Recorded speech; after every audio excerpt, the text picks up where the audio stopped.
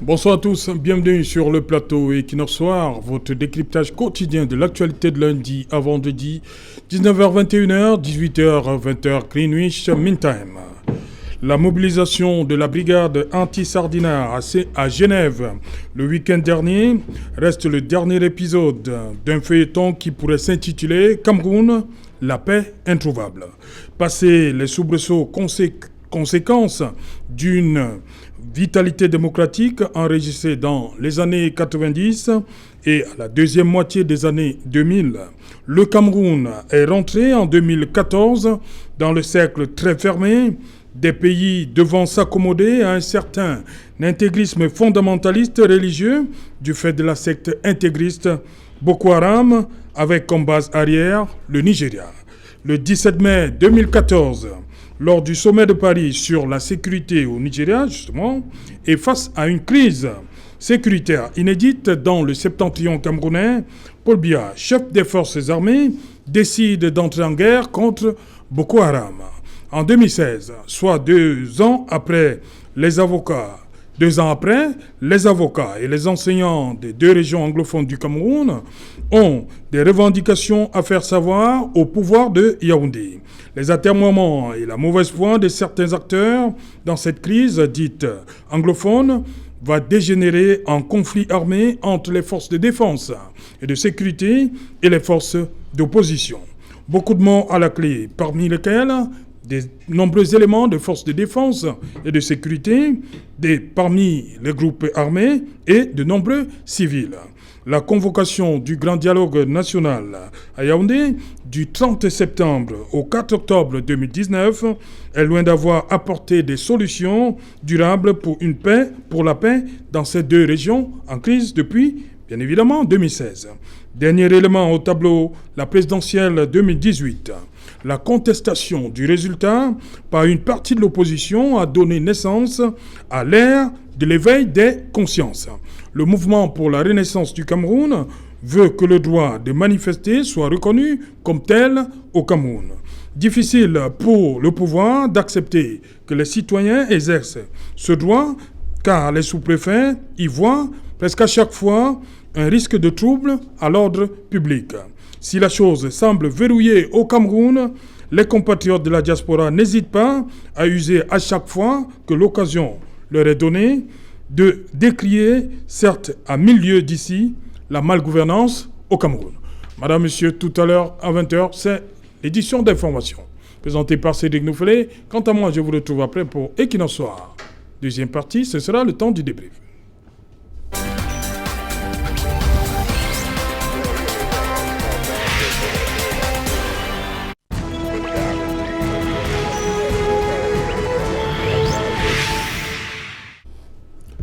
Boko Haram, Nozo, contestation, dérive langagière, haine, tout ceci, madame, monsieur, la question c'est comment s'en sortir. Nous allons tenter ici en plateau et à Paris également de répondre à cette question. Bonsoir, professeur Nkoyor, vous êtes la seule dame sur ce plateau. Bonsoir, bonne fête.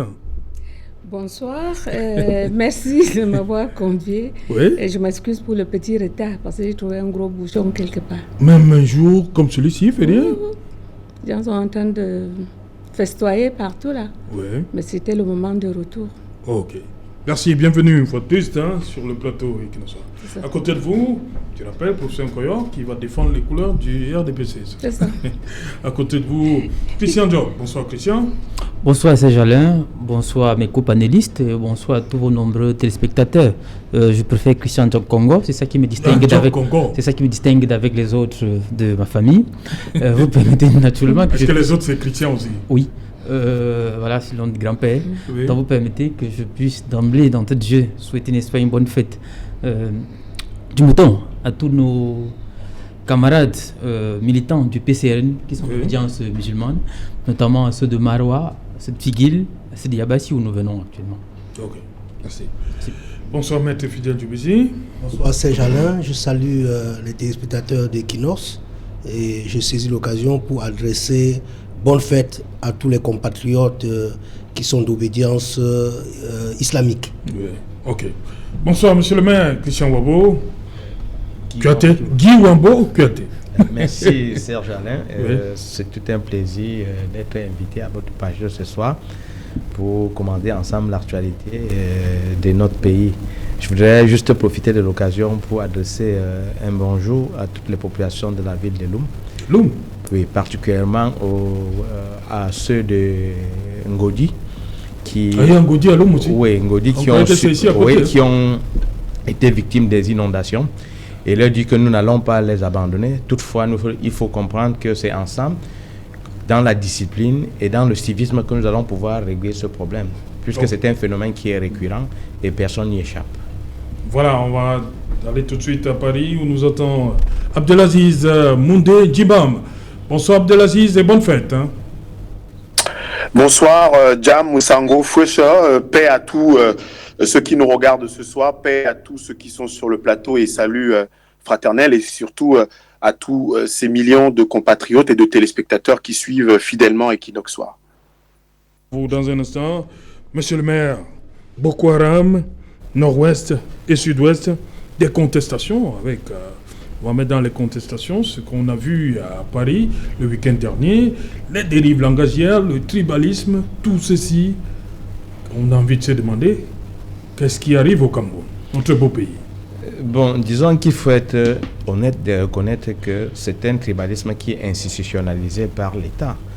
Parce que nous observons aujourd'hui ceux qui sont censés protéger la République verser dans des déclarations qui n'honorent pas notre pays.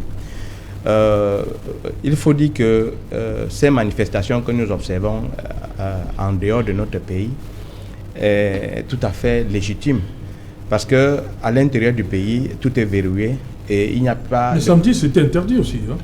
Bon, disons que vous savez, nous pouvons ici faire appel à Rosa Bonaparte, qui, malgré les différentes interdictions dans le cas du racisme, avait défié les lois qui avaient été mises en place. Oui, mais disons que moi, je voudrais apporter ma part d'analyse en ce qui concerne la situation que nous vivons aujourd'hui.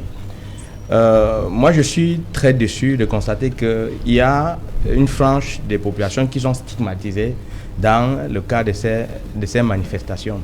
Et nous disons que ce n'est pas ça qui honore notre pays.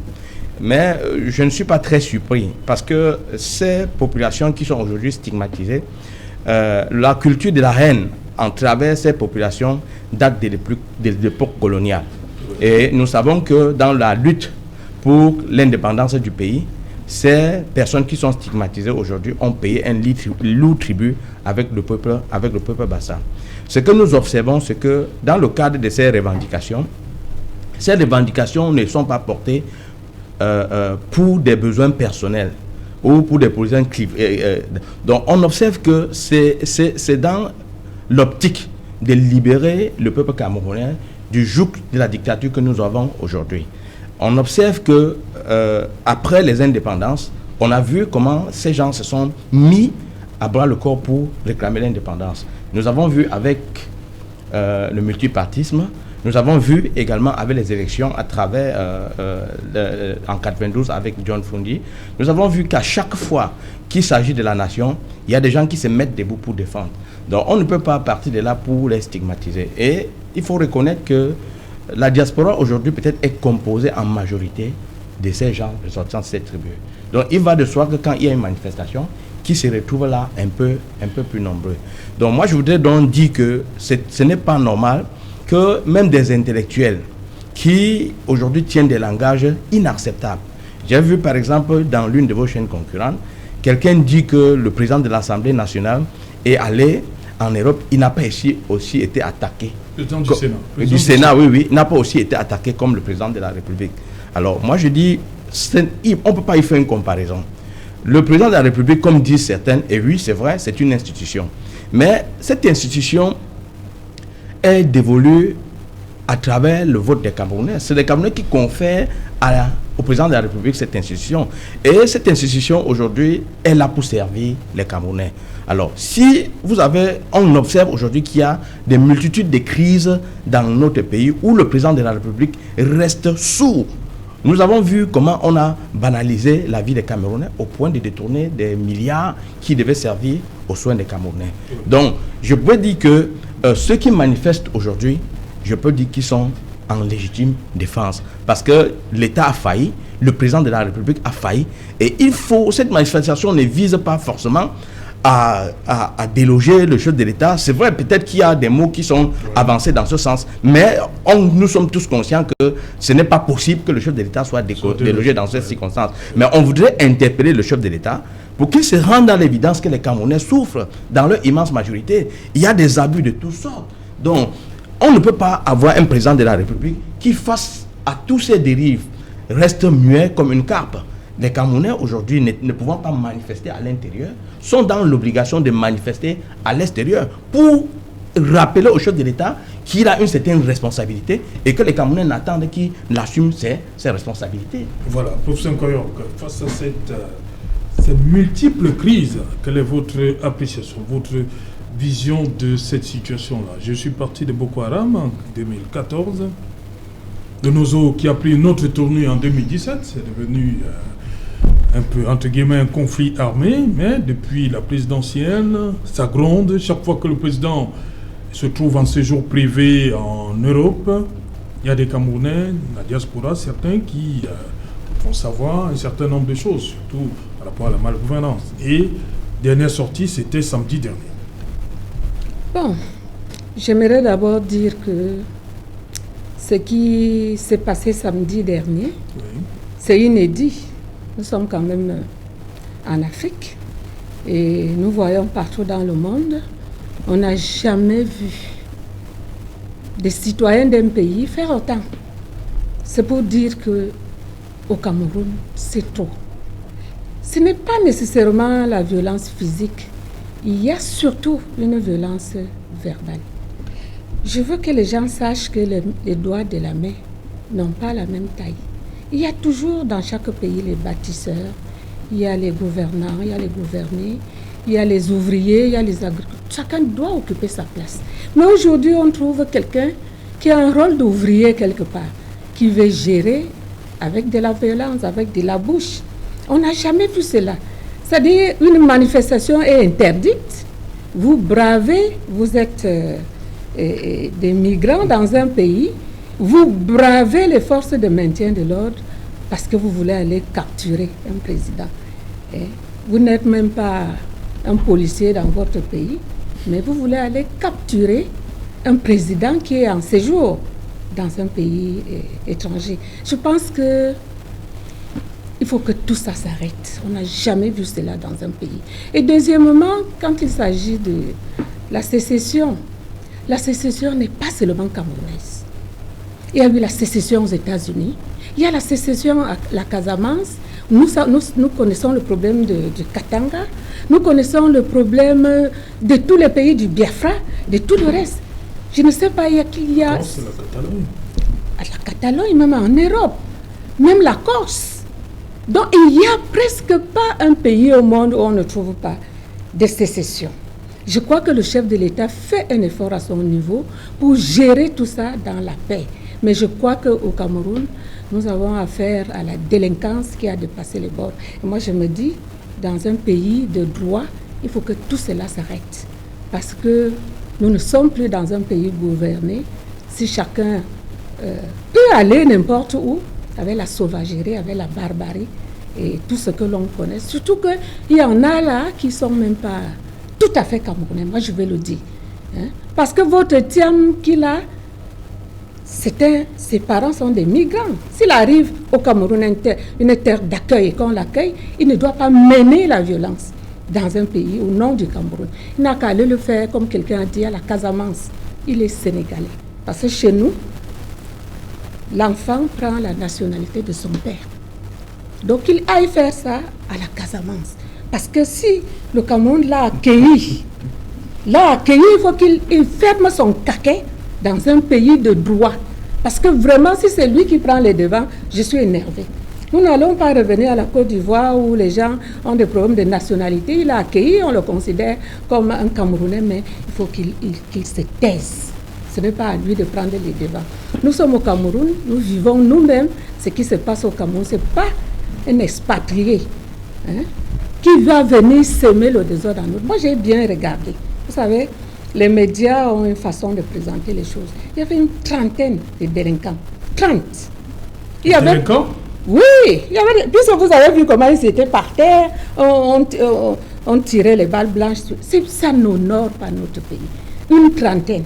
Je pense que... C'est le scénario des manifestations en Europe. Non, écoutez, moi j'ai fait des marches. Vous avez vu les gilets jaunes? J'ai fait les marches en Europe. Voilà. Ah, c'était autorisé. Vous avez marché en Europe? J'ai fait des marches en Europe. Vous revendiquez quoi? Pour les OGM. Oui. Nous sommes allés en Allemagne. Avec José Bové? Et vraiment, on a marché. Oui. La police nous regardait. Mais on n'était pas là pour lancer les cailloux, grimper, faire des choses. Ça n'existe nulle part. Oui. Et moi, je me dis, il faut qu'on arrête tout cela. Il y a une loi ici au Cameroun contre le terrorisme. Je crois que cette loi doit être appliquée aux gens qui se comportent de cette manière. C'est les lois et deuxièmement, oui, nous savons que ce n'est pas en faisant de cette manière que nous allons obtenir la paix dans notre pays. Le président de la République, il est ouvert.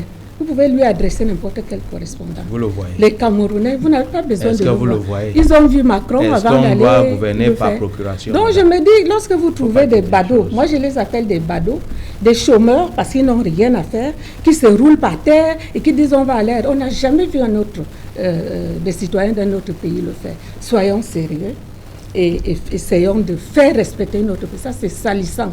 Okay. Moi je n'ai jamais vu ça nulle part ailleurs. Merci professeur Nkoyok. Maître Fidèle Djoumessi, ce qu'on a vu à Paris, à Genève, samedi dernier, beaucoup ont dit que ça n'honore pas notre pays. Mais en même temps, il pose des problèmes. Il y a un problème de fond, qui méritent qu'on s'y attarde à un moment. Oui, il faut relever, Serge-Alain, que quel que soit ce qu'on va faire comme reproche à ceux qui ont manifesté à Genève, c'est-à-dire ce sont nos compatriotes, n'en déplaise à ceux qui prétendent qu'ils ne sont pas des Camerounais et que sur ce plateau, Mme Koyor veut faire entendre que la filiation, que la nationalité camerounaise est la filiation par le père, que la nationalité camerounaise est patriarcale. Oui. Et cela, ça me surprend en tant que juriste, quand je connais la loi de 1968, celle qui est encore en vigueur et que nous demandons de modifier sur la nationalité, qui prévoit que on est Camerounais soit de père, soit de mère. Et on peut même être Camerounais tout simplement parce qu'on est né sur le territoire camerounais. Il n'y a pas de droit de sol au Cameroun. Il y a le droit du sol. Allez lire la loi de 1968. Vous allez voir. Allez lire. Donc, ne parlez pas de ce que vous ne savez pas. Donc, on est Camerounais soit par le père, soit par la mère. Oui. Vous avez compris? Donc, et c'est ça dans la loi de 1968. N'est pas Camerounais pour être délinquant. On peut lui retirer cette nationalité. Je voulais dire qu'il faut relever qu'aujourd'hui, l'État du Cameroun est en crise. C'est vous qui mettez l'État en crise. Nous sommes en crise. C'est un État qui connaît une crise profonde. Et maintenant, pour savoir comment s'en sortir, il faut que nous passions en revue les configurations qui ont donné lieu à cette crise. Et ces configurations-là démontrent que c'est le régime RDPC qui est responsable de tout ce qui se passe. Quand on parle de la crise au Nozo, comment cela a commencé? Initialement, on était dans un État fédéral, à deux États. L'État occidental et le Cameroun occidental et le Cameroun oriental. Après, nous sommes arrivés en 1972 à l'État unitaire et en 1984, on modifie la Constitution de façon unilatérale, sans demander l'avis du peuple.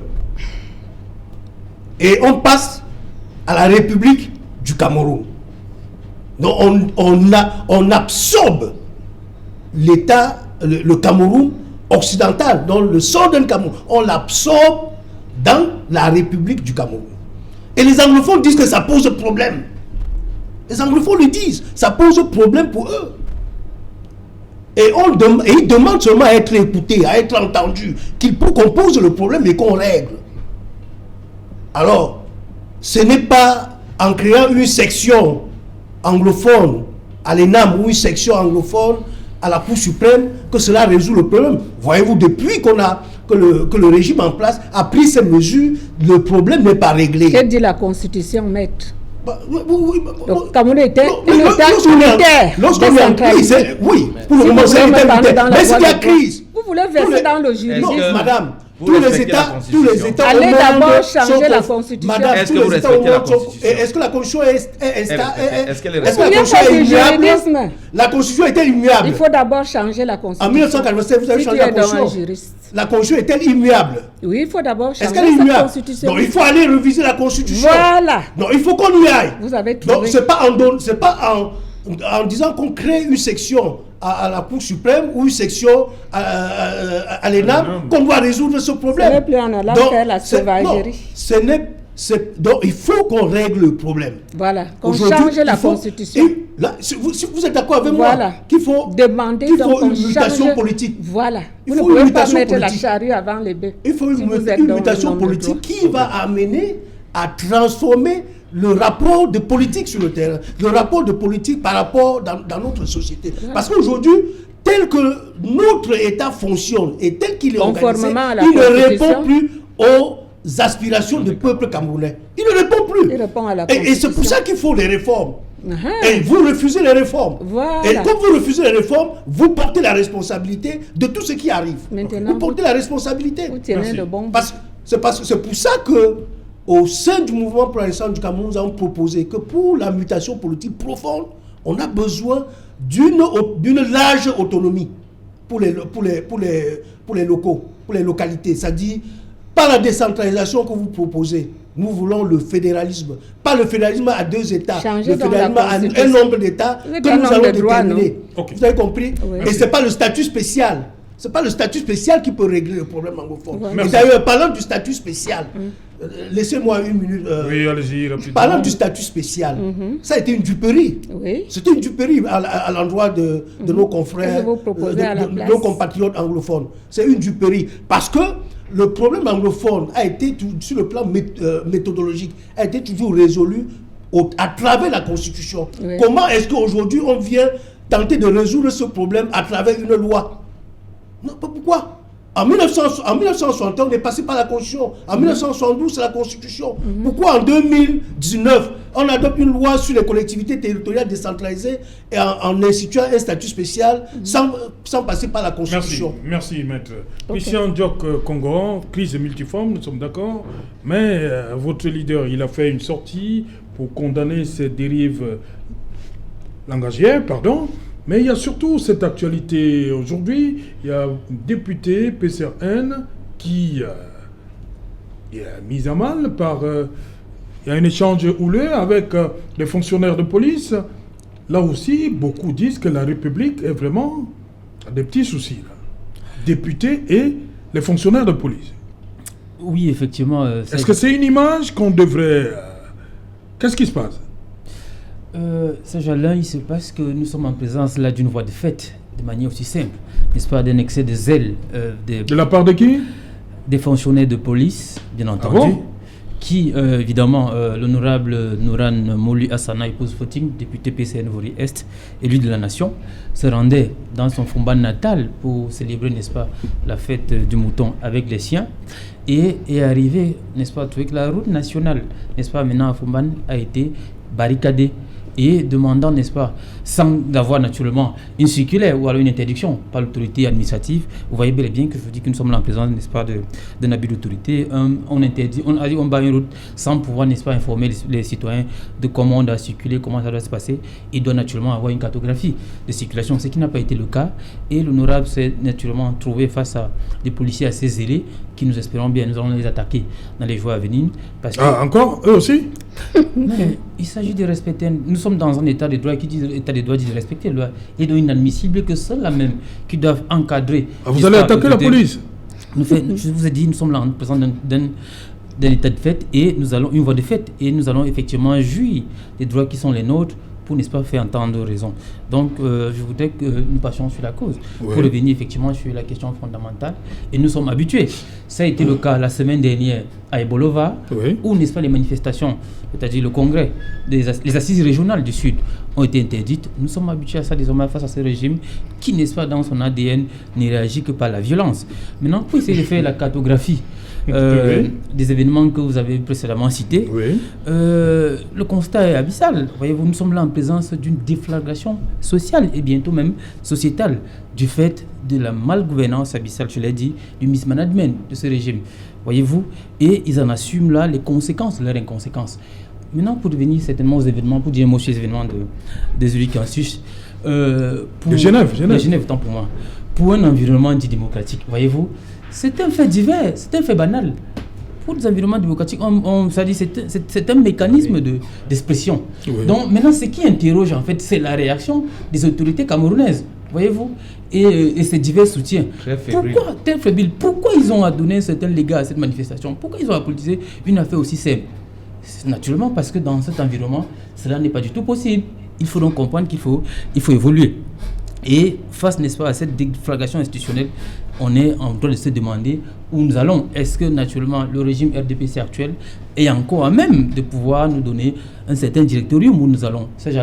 Est-ce que vous voyez demain où on va aller avec ce régime? Vous pouvez dire ce qui va se passer demain au Cameroun? Non. On est dans un environnement effectivement où à tout moment la seule chose qu'on voit, c'est qu'il pourrait avoir n'est-ce pas, chaos. C'est comme convoque ici, je dis chaos là, parce qu'on est en train effectivement d'arriver là. Parce qu'à chaque moment, vous voyez quelqu'un veut ne cesse que passer, on bat les routes, et vous voyez une femme, une dame, une maman, violentée comme on a vu aujourd'hui, devant ses enfants. Quelle est l'image qu'on met dans leur tête? Ça, j'allais. Est-ce que vous pouvez interroger un peu ce genre de choses? Effectivement, parce que ce régime a tout centralisé, a tout remis alors que les populations demandent simplement une certaine autonomie à pouvoir s'exprimer. Et vous savez bel et bien que nous, au niveau du Parti camerounais pour la réconciliation nationale, nous avons fait une certaine étude sur la question et nous avons proposé une solution. Parce que là, vous convoquez la question de la crise anglophone. Nous l'avons dit que ce régime ne peut plus, n'est-ce pas, proposer des solutions alternatives qui soient adéquates et que les populations se reconnaissent en ça. Nous avons été au grand dialogue national où nous avons cru que, n'est-ce pas, cette grande messe, entre guillemets, nationale, où toutes les sensibilités politiques y ont été représentées, que le régime comprendrait en fait l'opportunité que nous leur avons offert, effectivement, de pouvoir tout au moins appliquer les décisions issues de ce grand dialogue. Comme d'habitude, ils ont fait la sourde oreille et ils ont fait ce qu'ils veulent. Nous, au niveau du Parti camerounais pour la réconciliation nationale, vous connaissez bel et bien ça, notre solution, c'est de passer, n'est-ce pas, à un ajournamento institutionnel. Et nous proposons, n'est-ce pas, de revoir la mécanique managériale actuelle et gouvernante en donnant une solution qui va résoudre définitivement la problématique de l'anglophonie identitaire, ce que nous avons appelé le fédéralisme communautaire, le régionalisme identitaire. C'est la solution à ça qui nous permettra bien évidemment à sortir de, n'est-ce pas, de ce centralisme, de cette violence politique que nous vivons actuellement. Merci Christian Diok Nkongo. Place à Abdelaziz Moumbé, Dunam. Abdelaziz, Cameroun, crise multiforme. Votre avis? Surtout avec ces images que nous avons vues ce matin qui nous viennent de l'Ouest. C'était à Bafoussam, je crois bien, Christian. À Bafoussam, un député de la nation face à des fonctionnaires de police. Quelle image pour la République?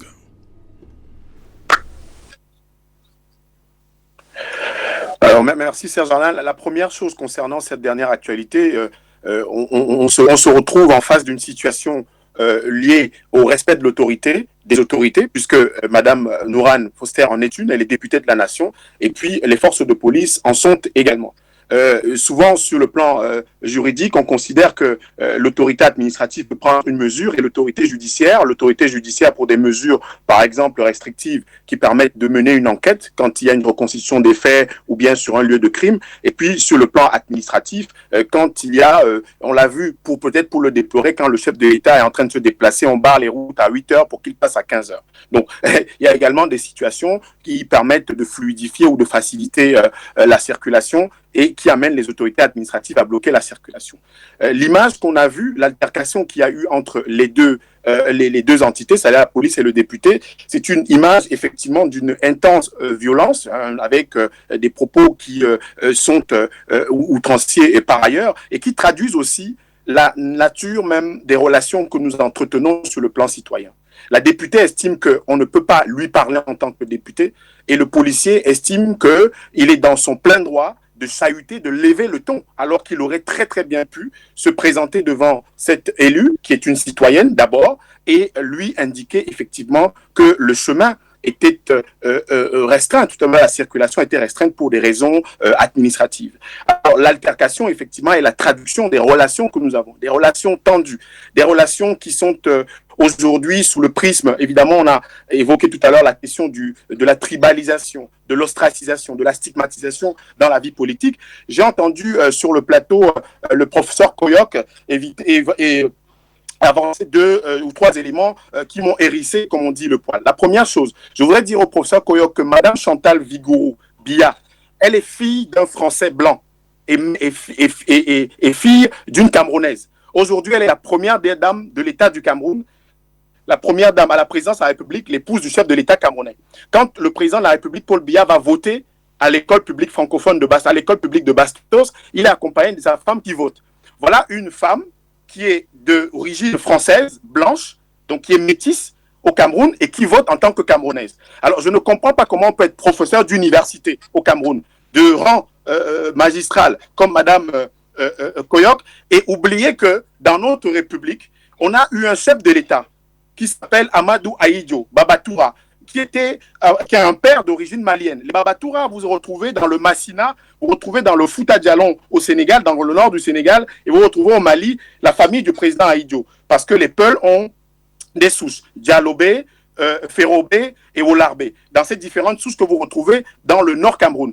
Ahidjo venant du Mali, comme justement au sud de Bazou, il y a une ethnie, aujourd'hui une tribu Bamileke, les Bamana, qui viennent justement du Mali et qui s'en revendiquent. Donc la construction de notre pays, elle est ancienne, elle est structurelle et elle demande effectivement que des personnalités comme Madame Koyok puissent avoir du recul par rapport à ça. Monsieur Thiam, Calibro par ailleurs, comme on l'appelle, il a son organisation. On peut partager ou pas leur méthode. On peut partager ou pas leur façon de faire. Mais je veux dire à Madame Koyok que cette façon de stigmatiser les Camerounais doit s'arrêter pour une raison simple. Quand vous êtes contre un avis, quand vous n'êtes pas d'accord avec un concitoyen, ce n'est pas en lui déniant sa nationalité camerounaise que vous allez vider son argumentaire. Ce n'est pas en lui déniant sa nationalité camerounaise que vous allez le discréditer. Il se trouve que les Camerounais qui sont à Genève... Abdelaziz, une minute Abdelaziz. Le professeur Koyok a juste une phrase à vous dire. Oui. Sur la nationalité, vous disiez sur la nationalité, si vous êtes au courant de tout, comme vous semblez le dire, la nationalité ne s'applique pas aux femmes. Une femme camerounaise peut être l'épouse de n'importe qui, épouser même une blanche et rester camerounaise. Donc maintenant, je dis votre thème, son père était un émigré franco-sénégalais.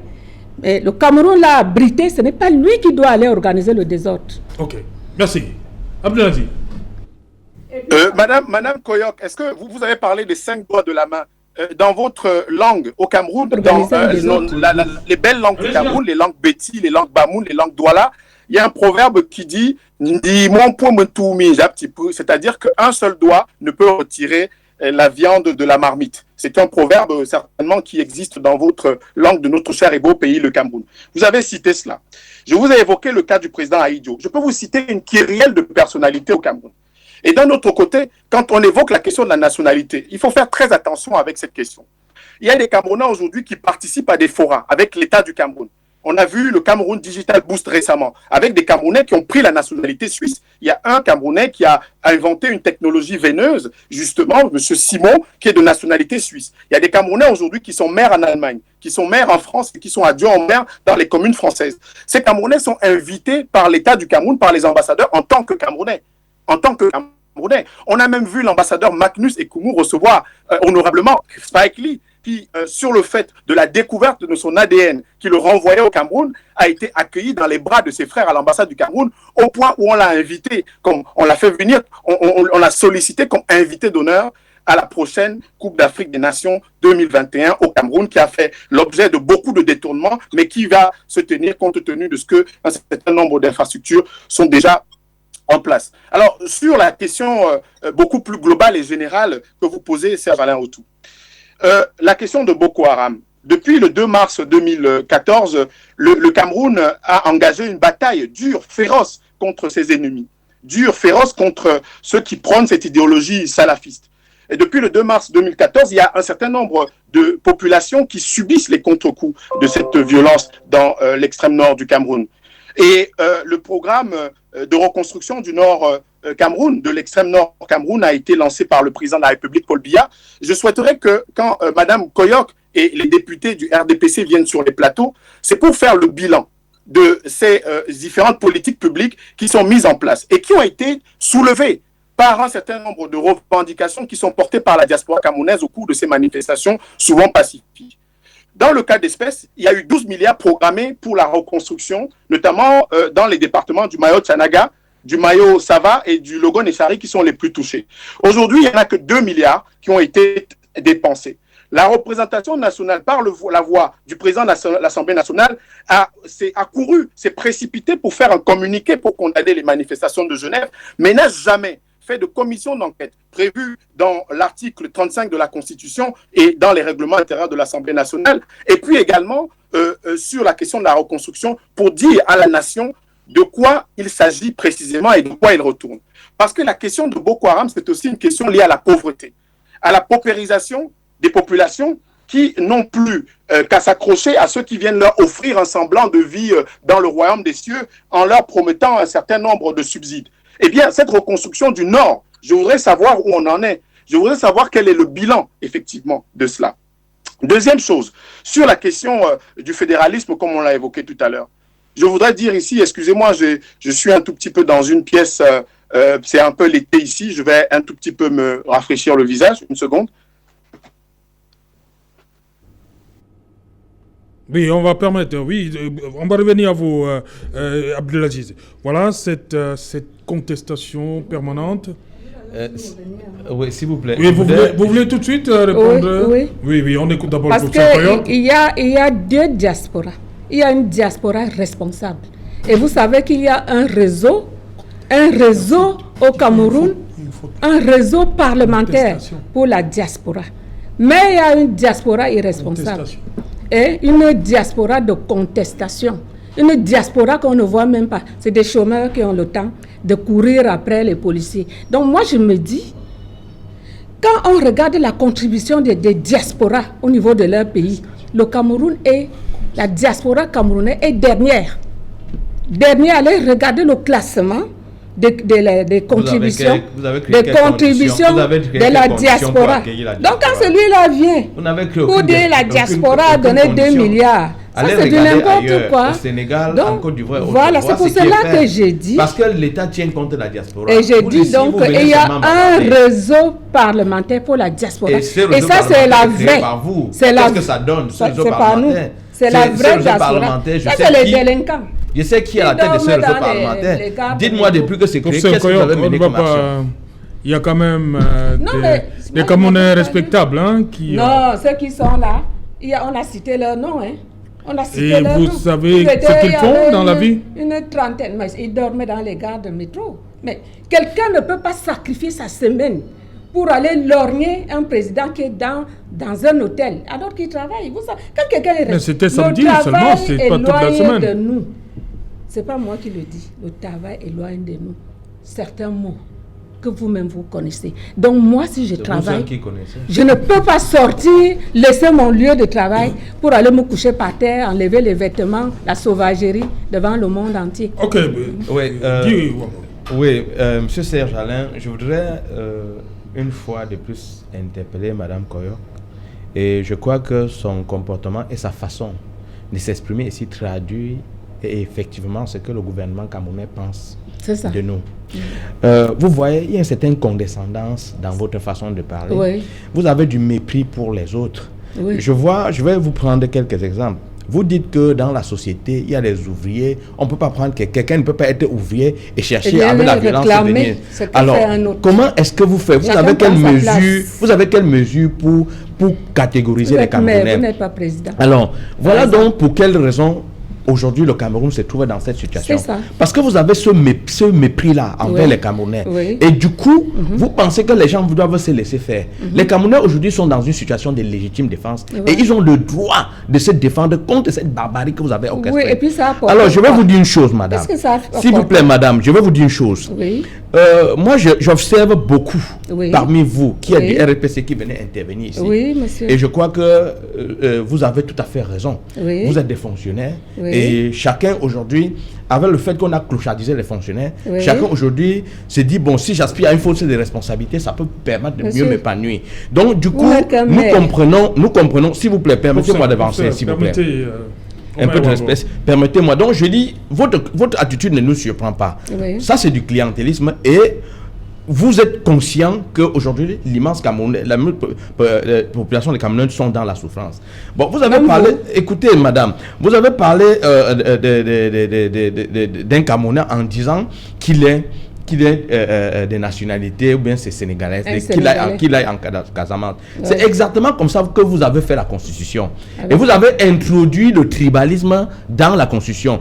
Ceux qui pratiquent le tribalisme, c'est effectivement vous qui pratiquez le tribalisme. Quand on parle par exemple de l'histoire de Nozo, vous avez dit que dans la reconstruction, il y avait 12 milliards qui étaient mobilisés. Qu'est-ce qu'on a fait aujourd'hui? Dans quoi? Et je vais vous dire, madame, ne pensez pas que les autres vivent très bien. Vous allez constamment et puis très prochainement, vous allez faire face à une certaine révolte des Camerounais avec une certaine violence dont vous n'allez pas peut-être vous en souvenir. C'est ce que vous recherchez. Quand vous allez à l'Est, allez voir comment les gens vivent à l'Est. Quand vous allez au Sud, allez voir comment les gens vivent au Sud. À l'Est, il y a des villages qui n'ont jamais vu ni d'eau ni de lumière. Et dans votre mairie? Je dis qu'il n'y en a pas.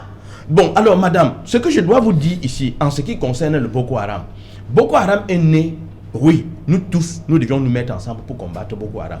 Et c'est pour cette raison que nous ne devons pas nous éparpiller en allant faire la guerre au Nozo. Très bien. Quand ici, vous venez parler par exemple du Nozo. Moi, j'ai parlé du Nozo. Attends, quand nous parlons par exemple de la préoccupation qui est actuellement au Nozo. Je ne suis même pas arrivé là. Cette préoccupation, c'est tout à fait normal. Votre président ne voyage pas. Combien vous allez voyager comment? Puisque votre président lui-même, il peut faire 10 ans, il ne visite pas une province. Donc normalement, ça ne me surprend pas que vous dites que vous ne voyagez pas. Vous en avez cru des Camerounais. Ça ne vous dit absolument rien. En ce qui concerne le Nozo, nous sommes à Loum et il y a une certaine proximité entre cette zone conflictuelle. Donc nous avons suffisamment des informations pour pouvoir nous exprimer. Certes, nous avons le droit de réserve sur un certain nombre de situations parce que notre intention, ce n'est pas d'envenimer les choses. Ce qu'il faut reconnaître, c'est que c'est le mal-être, c'est le mal-vivre des Camerounais qui les pousse dans ce genre de situations. Quand vous parlez par exemple de la décentralisation, madame, est-ce que vous pouvez vous rendre compte que 80% des mairies au Cameroun ont des arriérés de salaire? Les CAC, qui sont un revenu substantiel pour les communes. Le premier trimestre est arrivé ce trimestre-ci. Une ville comme par exemple, s'il vous plaît, une ville par exemple comme Ebonnet a eu 7 millions de francs et ils ont 9 mois d'arrêt de salaire. Vous devez vous-même chercher en faisant quoi? En creusant avec les mains. Dans le journal, on va permettre à Maître Dubessi de dire un mot sur cette partie d'abord. Oui, si nous faisons face aujourd'hui à ces multiples crises et à ces conjonctures de déstabilisation, parce qu'il faut le dire, il s'agit des conjonctures de déstabilisation de l'ordre politique social actuel qui appellent à des modifications profondes, c'est-à-dire à des mutations politiques profondes. Et ces mutations politiques ne peuvent venir que de la fin de l'hyper-centralisation de l'État. Parce que s'il y a des problèmes au Nozo, comme on a indiqué tout à l'heure, c'est la pauvreté. Parce que la guerre de Boko Haram n'est pas notre guerre. C'est une affaire nigériane qui a été exportée sur notre territoire parce qu'ils étaient en quête des agents. Et ils ont trouvé un terrain fertile où il y avait certains de nos compatriotes qui étaient dans le dénuement total et qui se sont livrés entre leurs mains. Et si on avait un tant soit peu fait à ce que, au niveau des populations locales, qu'elles s'organisent et utilisent toutes les ressources qu'elles disposent dans leur localité, dans le cadre du fédéralisme que nous appelons, on pourrait venir à bout de ces problèmes. Et il y a ce problème du système électoral. Parce que les Camerounais souhaitent, s'il y a des vives contestations, vous avez relevé tout à l'heure que c'est après l'élection présidentielle de 2018 que les contestations se sont accentuées. Parce que vous avez perdu l'élection. Donc, parce que le système électoral ne permet pas aux Camerounais de choisir les dirigeants qu'ils souhaitent avoir. Vous avez compris. Donc il faut remettre tout ça sur la table dans le cadre d'une conférence ou d'un dialogue, comme on l'appelle, le dialogue inclusif, pour qu'on puisse résoudre tous ces problèmes et avoir la paix dans notre pays et la stabilité. Voilà, rapidement, 30 secondes. Effectivement, Serge Alain, comme l'ont dit les autres, il faut que le président de la République et ce régime RDPC comprennent que nous sommes à une étape décisive de l'histoire de notre pays. Et si jamais il continue, n'est-ce pas, à adresser les problématiques sociales avec orgueil et condescendance tel que c'est fait, on va, n'est-ce pas, dériver vers le chaos. C'est pas ce que nous souhaitons au niveau du Parti Camerounais pour la réconciliation nationale. Je voudrais effectivement dire à l'adresse du Maître Djoubissi que oui, vous avez raison, parlant, n'est-ce pas, de la question du code électoral. Nous sommes en ce moment sur une plateforme commune. Okay. On attend de vous, effectivement, de vous impliquer aussi véritablement pour qu'on en aboutisse à la chose. Merci. Dans un instant, donc, Cédric Noufelé et sur 20h. Bonsoir Cédric. Au menu ce soir. Bonsoir Serge Alain, bonsoir aux invités. Ce soir, nous parlerons des prières et des vœux formulés à la fois par les dignitaires musulmans et des fidèles musulmans au regard de la situation qui prévaut au Cameroun.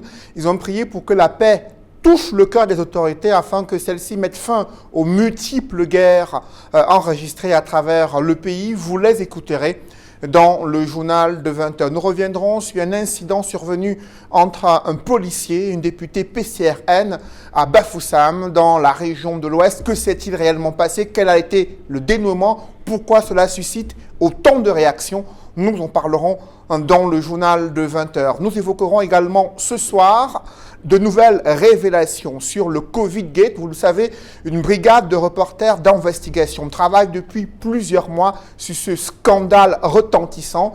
Ce soir, nous parlerons de ces entreprises qui usurpent l'identité d'autres entreprises pour gagner d'importants marchés évalués à des dizaines de milliards de francs CFA. Quelle stratégie a été mise en place? Que dit le rapport final de la Chambre des comptes? Révélation exclusive dans le journal de 20h. Serge Alain. Voilà, madame, monsieur, dans un instant, dans le 20h de Cédric Noufelé, mais avant cela, une page de pub.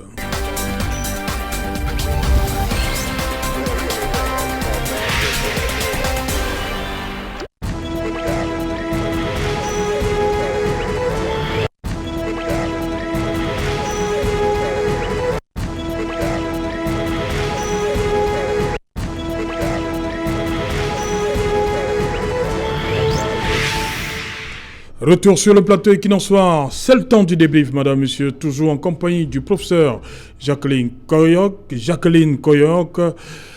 Christian Djok Congo, maître Fidèle Djoubissi et monsieur le maire Guy Wabo. Monsieur le maire, vous avez regardé ces images depuis le matin? Oui, disons que c'est avec consternation que j'ai regardé ces images. Et contrairement à ce que d'aucuns disent que c'était un cas de trafic d'influence, moi je crois que c'est complètement faux. Nous constatons, pour le déplorer, que l'administration camerounaise a un certain mépris pour les élus de l'opposition. Parce que, non, ça il faut le dire de façon honnête.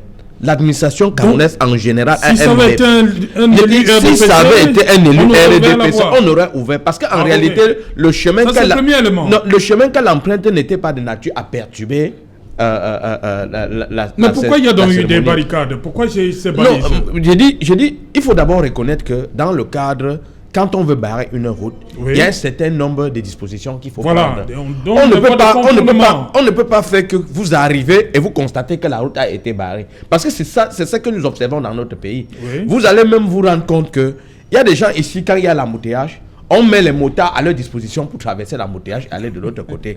Alors que ça, ce sont des abus de tout. Parce que tout le monde est devenu un petit dieu quand il a une parcelle de pouvoir. Donc, étant entendu qu'elle s'est présentée comme députée de la nation, elle mérite quand même des égards.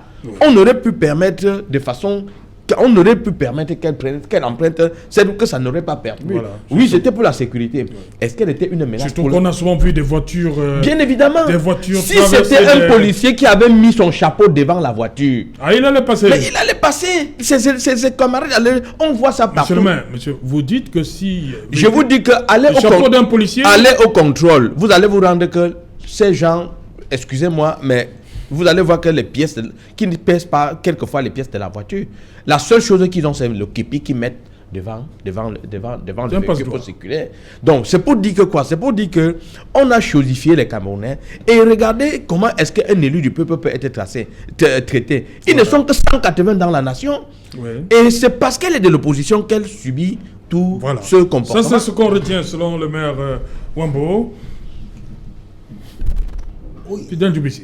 Maître, non, pour vous, quelle analyse vous faites de ces événements de Bafoussam? Je pense que là, les policiers ont démontré le caractère autoritaire de l'État qui nous gouverne et qu'il y a eu du mépris à l'égard d'un membre du pouvoir législatif et qui surtout est de l'opposition. Donc ça veut dire que le régime RDPC n'a aucune considération pour les autres membres de la société politique de notre pays. Et ils sont dans une logique de domination sauvage, pas de domination politique. Parce que quand on parle de domination politique, c'est que quand vous avez la majorité, vous respectez au moins la minorité et vous les considérez. Donc ce que les policiers ont fait à l'endroit de ces députés, c'est la même chose que l'État RDPC, que l'administration RDPC fait à l'endroit des membres de l'opposition dans d'autres cadres, que ce soit dans le cadre des manifestations publiques. C'est pour ça que les sous-préfets sont prompts à interdire les manifestations, des demandes de manifestations émanant des partis de l'opposition. Et que lorsque c'est des demandes de manifestations qui émanent du RDPC ou bien de ceux qui sont proches du RDPC, le récépissé est immédiatement donné. Comme l'autre jour, le 12 juillet, pour une manifestation du 16 juillet, il y a un groupe à Yaoundé qui réclame être des vrais patriotes et que nous autres, nous sommes les faux patriotes, qui a fait une déclaration de manifestation. Non, restons sur Bafoussam. Oui, non, je suis en train de faire l'analyse. Je fais l'analyse du comportement du régime qui nous gouverne. Donc c'est un régime totalitaire, c'est un régime autocratique, c'est-à-dire qui veut tout imposer, qui utilise la force et qui est dans la logique de la répression. Ouais, c'est la répression parce que il était loisir et très facile que ces députés puissent être escortés. On pouvait l'escorter pour passer puisque lorsqu'on bat, c'est pour éviter qu'il y ait affluence. Et quand on bat même, il y a des véhicules qui passent, il y a des personnalités qui passent. Il y a des personnalités qui passent et qu'on leur facilite le passage en les escortant. Et qu'elle ne constitue aucune menace à cet endroit-là pour que la police puisse réagir de cette façon barbare.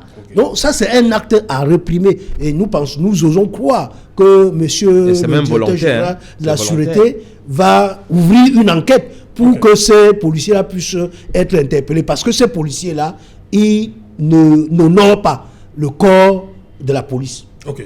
Christian Diokongo, il y a ce communiqué officiel du PCRN. Votre leader dit, c'est le lieu de rappeler que les élus ne sont pas des privilégiés au-dessus des lois, mais la police républicaine se doit d'être, en toutes circonstances, exemplaire. Oui, effectivement, vous voyez bel et bien que dans notre approche, c'est que les élus ne sont pas au-dessus de la loi. Les élus également doivent respecter la loi, mais il faut dire là que nous sommes en présence de ce qu'Achille Mbembe appelle le brutalisme. C'est-à-dire un régime essentiellement répressif qui ne réfléchit que par la répression et de manière simple. Prenons même la psychologie, laissons même le droit. Quand vous êtes face à une dame, la première des choses, c'est que même quand ces policiers arrivent, c'est de se décoiffer. Vous voyez comment un individu vient de façon autoritaire, brutale, sauvage, idiote même. Voyez-vous? Non, là, n'est-ce pas? Non, je vous en prie, c'est la police. Oui, je vous en prie. Je ne remets pas encore. Qualifie l'individu. C'est un fonctionnaire de police. Je parle de l'acte, je parle des faits, évidemment. Vouloir en tirer, n'est-ce pas? Ils allaient où? Dans la portière de l'honorable, aller la déloger. Vous avez vu les faits, parce que quand j'ai suivi, ils sont 3 d'ailleurs. J'ai suivi le reportage de Céline tout à l'heure, disant que l'honorable était la première bousculée. Non, vous voyez bel et bien comment ils sont agrippés à sa portière, voulant, n'est-ce pas, la déloger, peut-être Kacham, comme c'est le mot qui est, n'est-ce pas, ici à la mode, voulant l'enlever et pour l'amener où? Pourtant, moi je parle même en tant que citoyenne. Je laisse même le fait que ce soit une députée. Vous avez une dame qui arrive. Vous êtes 3 hommes. Vous n'êtes même pas gentleman. Vous ne vous foutez même pas la peine de pouvoir dire, bon, écoutez, madame, prenez l'autre voie. C'est-à-dire qu'on a touché le fond. C'est innommable. C'est inqualifiable. Est-ce que la scène commence au niveau des images? Oui, effectivement, c'est à ce niveau-là. C'est à ce niveau que tout commence. Justement, parce que l'honorable arrive, elle voit que la voie est barrée. Et quand la voie est barrée, comme M. le maire l'a dit, on prend des dispositions, voyez-vous. Il faut qu'il y ait... Est-ce qu'il y a un arrêté de M. le gouverneur, n'est-ce pas, barrant la voie? Non. L'administration réagit à travers la loi. Est-ce qu'il y a un acte administratif, c'est-à-dire un arrêté préfectoral? Il n'y en a pas. Et quand il y a même eu un arrêté, l'arrêté indique l'itinéraire. Et on met des signalisations. On met des signalisations pour vous dire qu'à partir d'ici, la route est barrée. Et pour voir pour la déviation. Et non, qu'un individu dit sa bouche qu'on a dit, il y a ceci. Non, ça ne se passe pas comme ça. Si nous sommes quand même dans un état dit de droit, et c'est ce que va convoquer tout à l'heure le professeur Koyok, un état de droit fonctionne, n'est-ce pas, sur la base du respect des lois qu'on s'est soi-même données et qui, n'est-ce pas, fait obéissance. Donc, imaginez que ce soit seulement un député. Et si c'était un citoyen lambda, vous imaginez ce que les citoyens vivent quotidiennement. C'est grave, il faut le dire. Donc, ce qu'on a vu aujourd'hui, il faut le décrier, n'est-ce pas, de toute la dernière énergie possible. C'est innommable, cette voie de fait. Et si on convoque même la Constitution, revenons même à la Constitution, quand même, le député, au même titre que le président de la République, sont les 2 autorités élues de la nation qui en exercent, n'est-ce pas, la souveraineté du peuple. Et quand vous êtes quand même face à un élu, vous l'amenez quand même. Est-ce que le député n'a pas essayé de forcer la voie? Non. À partir du moment où les fonctionnaires de police disent certes que bon, voilà, madame, vous ne... Est-ce que il n'y a pas eu ça? Non, c'est Jalin. Le député arrive. Je vous ai dit tout à l'heure, j'ai convoqué. Imaginons même qu'il y ait eu une interdiction du gouverneur. Quel est le mécanisme à travers lequel l'honorable, elle venant, va savoir comment ça se passe? Et l'honorable est en train de passer aussi simplement. Dit aux gens, je vais à Fumban, je vais à la prière, il y a la prière, donc ouvrez simplement le truc, je passe. Donc il n'y avait aucun élément de trouble à l'ordre public ou quoi que ce soit. Quand même, on ne peut pas convoquer. Vous avez quand même, vous êtes la face quand même un député. Qui joue quand même certaines présomptions. A dit, il y avait quel événement? A dit, ouvrez simplement et vous la laissez passer. Et regardez même, admettons même que l'honorable est tenté de forcer. Quelle est la réaction que vous avez en face? Quelle est la réaction? Vous avez face à vous une dame qui discute face à vous. De l'autre côté, les policiers aussi se sentent dans la défiance. Non, mais ils réagissent comment? Il y a quand même un code éthique et déontologique de la police. Les fonctionnaires de police, comment doivent-ils réagir? De manière simple. Est-ce que vous avez vu la vidéo? Vous voyez comment le policier va pousser des 2 mains une dame. Imaginez que si elle tombait et qu'elle se cassait la tête et qu'elle mourait par exemple. C'est jaloux tout. Ça amuse le professeur. Une dame, une maman. Vous avez regardé les images? Ça fait quand même peur que le professeur Koyok. Vous me frère, professeur Koyok. Il y a un minimum quand même. Il y a des choses sur lesquelles, vous connaissant quand même, défenseur des questions des gens, vous ne devez pas vous amuser en arrivant à ce niveau quand même. C'est innommable, inqualifiable. Il faut dire non à ça quand même. Ce barbarisme là doit prendre fin. Mais disons que de part et d'autre, il y avait... Les responsabilités sont partagées, il y avait la tension. Parce que le policier sait que si le gouverneur, par exemple, à l'entrée s'est barré, ça veut dire que les gens prient souvent dans la chaussée. Il y a les laisser passer les aménagements dans vous connaissez bel et bien. Il n'y a eu aucun événement sur la chaussée. À ce niveau. Vous connaissez un peu la ville de Bafoussam à ce niveau. Effectivement, de là où ça se passe, c'était pas... Puisque la prière se passait dans la mosquée. Non, vous n'êtes pas... La prière se passait dans la mosquée. Parce qu'ici, à Douala, c'est dans la rue. Généralement. Mais à Bafoussam, c'était dans la mosquée. Sur le goudron, vous avez vu ça aussi à Douala. Donc on permet aussi au prof de placer je ne suis pas le tribunal. On dit qu'une plainte sera déposée. Mais moi, je dis que c'est un incident malheureux. Oui. Normalement, ça devrait être un arrangement honorable. Parce qu'on a dit qu'il y avait une voie de contournement. On peut vous accompagner là où se trouve la voie de contournement. Surtout peut-être qu'elle ne maîtrisait pas. Ouais. Mais c'était le chez elle quand même. Elle Et n'est pas j'ai de dit, Bafoussam. écoutez. Attends, est-ce que pour aller à Elle allait Fumban? à Fumban, c'est Oui, ce oui. qu'on a dit. Et c'est à Mais Bafoussam elle peut qu'elle ne pas était. connaître la Et vie de puis Bafoussam. maintenant, écoutez, parce que parfois, il y a... Regardez les images. Regardez les images. Regardez, ils vont où dans la portière? C'est pour faire quoi? Non. Ils vont où Non, des j'ai hommes? dit que Regardez c'est les un images, avec quelle véhémence, avec quelle véhémence. Je dis bien que c'est un Regardez ces incident images-là. malheureux. C'est un incident malheureux. Mais si on regarde les responsabilités... Regardez ces images. Regardez comment ces elle images. fait. Regardez ces comment elle images. monte là. Elle allait où là-bas? Mais regardez, Même ça, pas où. c'est en fonction. Elle est violentée. C'est en fonction de ce que le Moi, policier je dis lui- que c'était- Regardez les l'attitude images. du- Tenez du vos policier. images. Je Regardez dis les que images. laissez-moi m'exprimer. Ouais. C'est Écoutons un encore. incident malheureux. Hein. Mais si on regarde, s'il y avait une jurisprudence, généralement quand la route est barrée, c'est souvent barré de deux côtés. C'est barré ici et de l'autre côté. Même si elle arrivait à déplacer les balises, on va les appeler comme balises, ça, on oui. peut le dire, elle allait toujours trouver de l'autre côté qui s'était fermé. Mais moi, je dis que les policiers, poliment, devraient dire à l'honorable. honorable, il y a une voie de contournement, Oui. on peut vous y Accompagner. accompagner. Ouais. C'est tout. Aussi Et on ne simplement pas que ça. innocent. Vous comprenez donc que ces policiers sont sauvages. Ils ont failli Moi, à je la mission n'ai qui est la leur. pas à insulter les Comprenez uns et comme les ça, autres. bro. Oui, On n'en oui, est pas Christian. en train d'insulter. Voilà. On parle des faits. Oui, quand merci même. Christian. On va d'abord écouter Abdelaziz sur cette situation, malheureuse, hein, Abdelaziz. Abdelaziz, certains parlent de Oui, trafic c'est vrai. d'influence qui aurait poussé le policier à agir de la sorte. En même temps, on doit aussi respecter l'élu du peuple qu'est l'honorable Footing.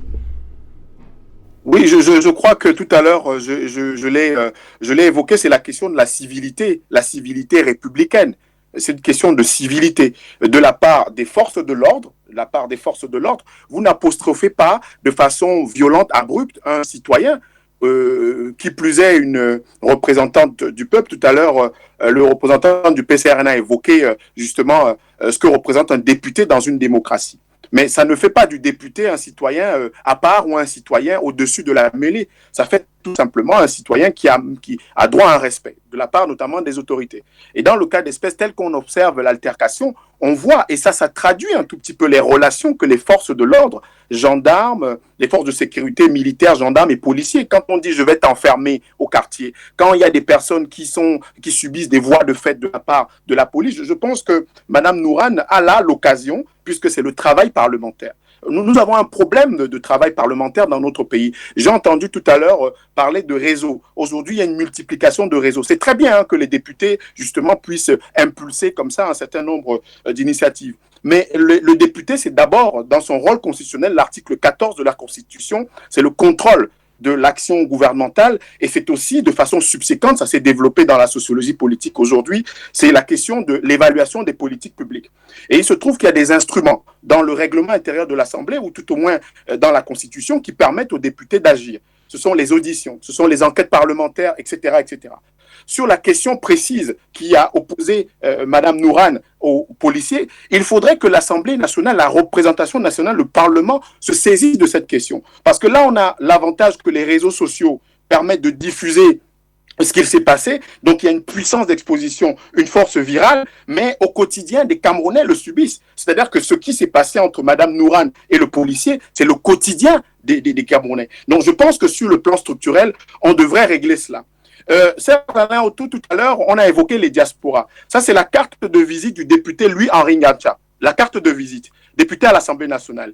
Il me l'a remise à l'ambassade du Cameroun quand l'ambassadeur Magnus Ekoumo a invité les Camerounais de la diaspora porteurs de projets et qui animent la dynamique à la fois associative et structurelle camerounaise en France.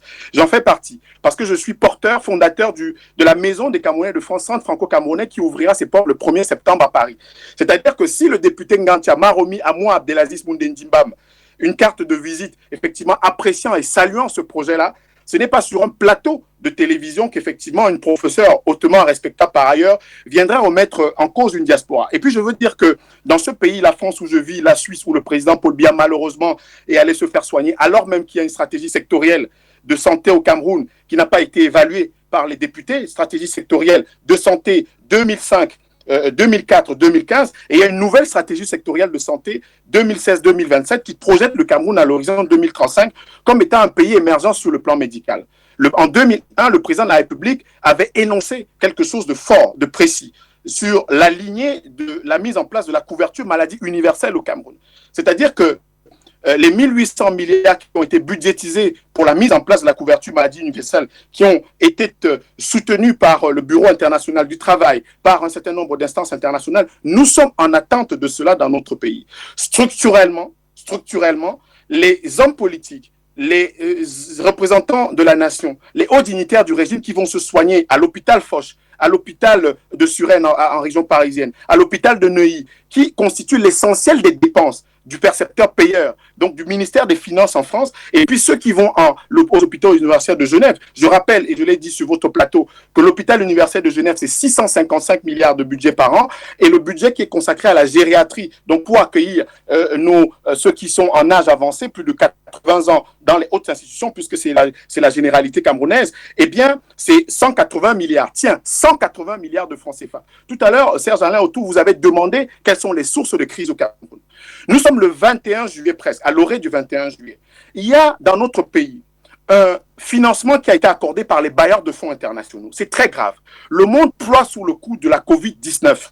Et il y a des Camerounais qui n'avaient pas un seul euro, un seul franc CFA en janvier 2020 sur leur compte, qui ont eu 25 milliards de francs CFA sur leur compte en avril-mai 2020. Et ces Camerounais-là aujourd'hui roulent carrosse. Ces Camerounais aujourd'hui ont de l'argent. Et vous savez, Serge-Alain Autou, que le 25 avril 2006, le Cameroun a fait une loi sur la question de la mise en œuvre de l'article 66 de la Constitution du Cameroun.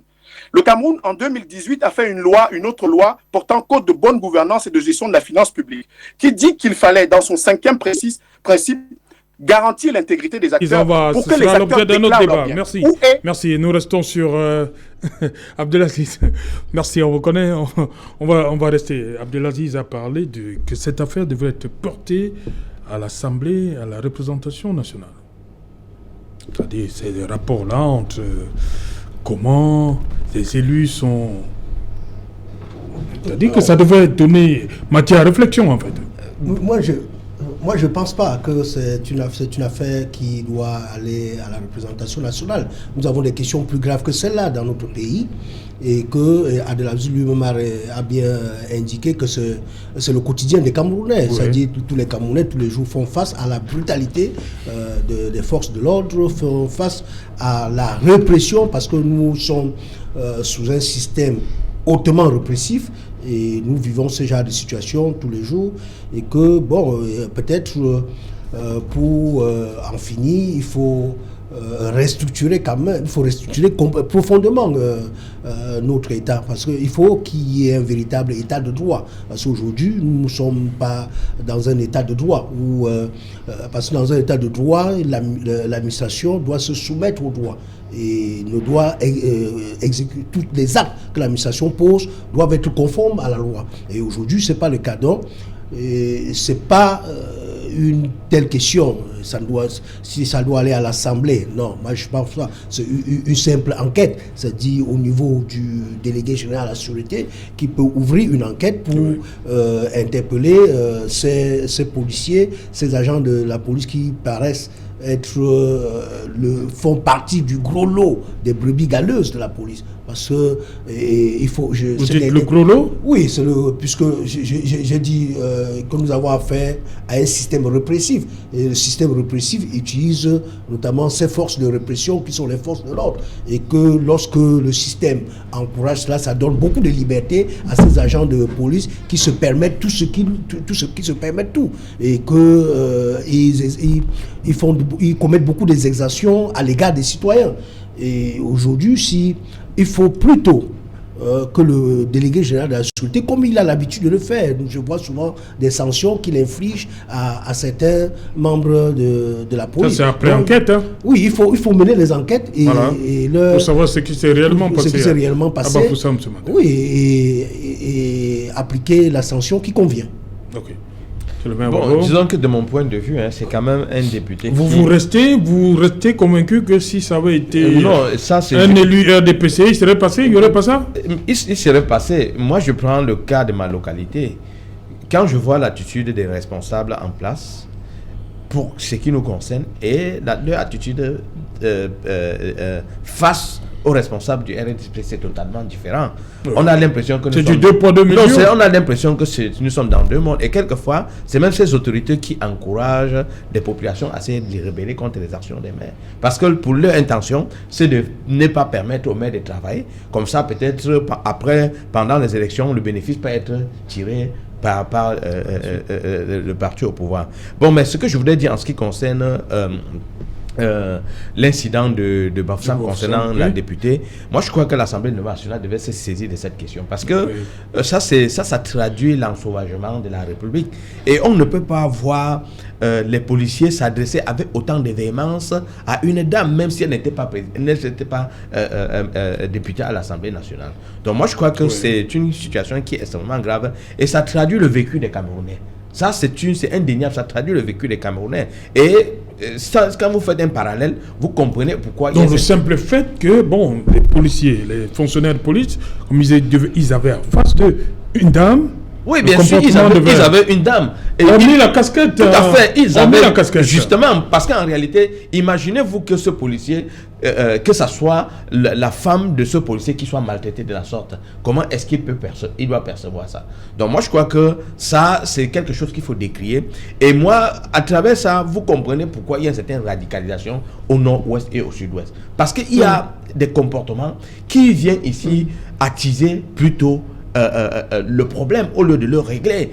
Donc il y a des exactions qui sont perpétrées à travers ce genre de comportement que nous observons aujourd'hui et c'est le cas de dénoncer et de dire que il faut même questionner le recrutement qui est fait au niveau de la police parce que il y a des gens qu'on prend au quartier, on peut prendre au village et on met les noms sur les listes. Nous connaissons comment les recrutements se font aujourd'hui. Donc du coup, on n'a pas fait ce qu'on appelle l'enquête de moralité et nous constatons aujourd'hui que même dans les forces de maintien de l'ordre, que ce soit même dans l'armée, nous constatons aujourd'hui qu'on a failli sur le plan du recrutement. Et c'est pour ça que ces exactions aujourd'hui sont monnaie courante. Okay. Donc il faut revoir systématiquement ça. Mais si vous permettez, je voudrais dire quelque chose en ce qui concerne la situation qui prévaut aujourd'hui dans notre pays. Rapidement, justement, il y a personne qui doit intervenir. Justement, ce tribalisme, je crois qu'en réalité, il faudrait qu'il y ait une justice sociale.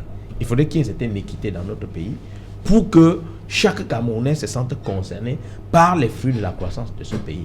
Il ne doit pas avoir, comme a dit la représentante du RDP ici, ceux qui sont uniquement cantonnés au rôle des ouvriers et ceux qui sont aujourd'hui, qui sont là pour être les dirigeants.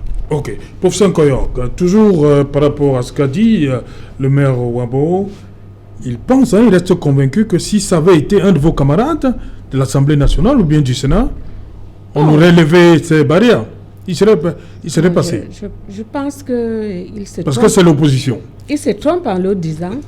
Nous sommes tous victimes de ce genre d'exaction. Oui. C'est pour cela que j'ai dit que c'était un incident malheureux. Oui. Mais il ne faut pas... Vous savez... On aurait même pu arranger sur place. Sur place. Mais avec maintenant les vidéos, ça circule là, depuis le matin. Bon, et il y a ça. Et puis moi je me dis, qui a filmé pour envoyer? Voilà. Donc il y a au Cameroun... Il y avait quel objectif derrière? Ça voilà. Qu'est-ce qui était derrière?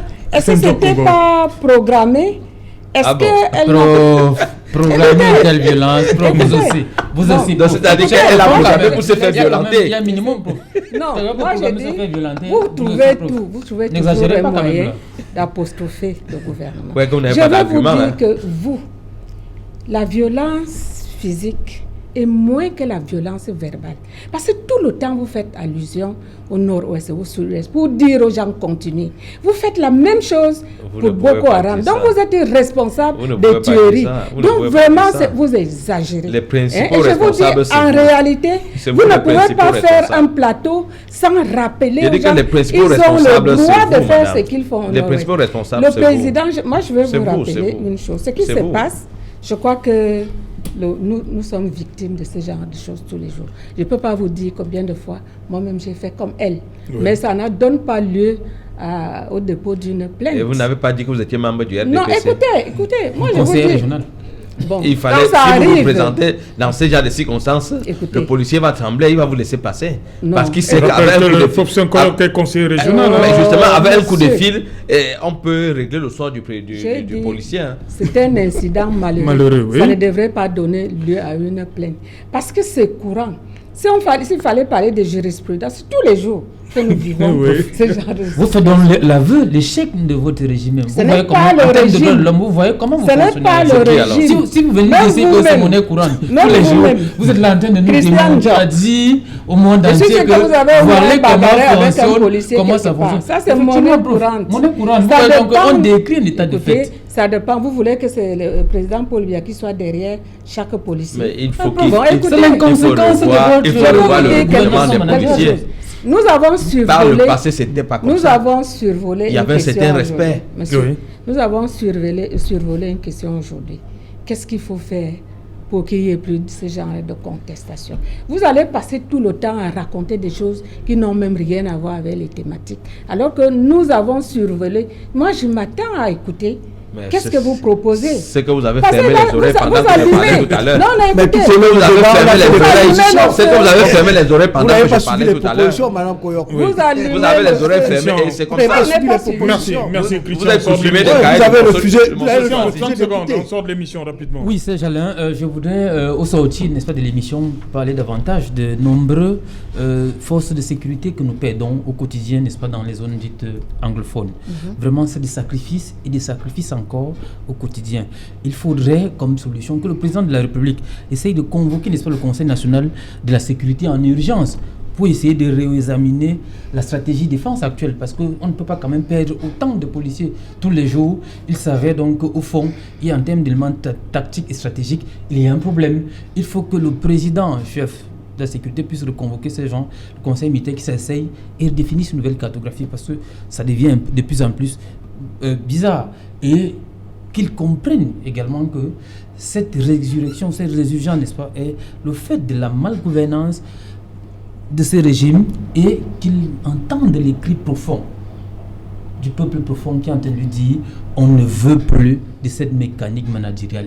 Il faut changer de cap, il faut passer à autre chose. Et dans cette région-là, la demande la plus connue de tous est la forme de l'État. Et nous, au PCRN, nous proposons le fédéralisme communautaire comme solution définitive. Merci, cher monsieur. Merci, professeur, d'être venu. Merci, monsieur le maire. Merci. Voilà, merci à vous, maître Fidèle Doumbouzy. Je vous en prie. Merci également à Abdelaziz depuis Paris. Madame, monsieur, nous sommes arrivés au terme de ce numéro Equinox Soir. Bonsoir, Babantou, Sas.